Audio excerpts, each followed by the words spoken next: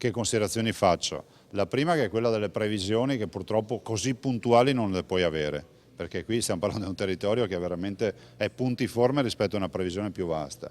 Dall'altro abbiamo capito che quando ci sono fenomeni importanti, che magari tu li incroci camminando a piedi o facendo footing, come a volte mi capita di trovarti sotto un temporale o in auto, capisci che se la situazione è di grande piovosità, la prima cosa da fare, mi sembra che ormai l'abbiamo capito tutti in queste ore, è allontanarsi dagli alberi dei fiumi e allontanarsi anche dalle piante, perché ci sono sempre i fulmini oltretutto. Semplici precauzioni che si possono adottare di fronte alla considerazione che tragedie come quella di Refrontolo non sono anticipabili e nella consapevolezza di trovarci sempre più spesso di fronte a fenomeni dall'enorme violenza distruttiva.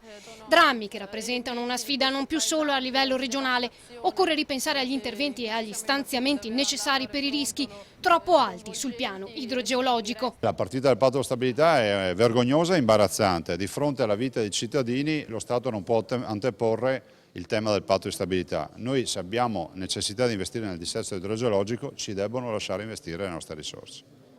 Un tempo maledetto e imprevedibile che penalizza anche tutte le imprese turistiche della regione. Questo è uno stato di calamità, nel senso che dopo un luglio così terribile, un giugno che abbiamo visto, dove abbiamo visto il sole solo in alcuni sprazzi, direi che ci sta tutto il problema della calamità a favore, anzi a scapito di questa industria turistica.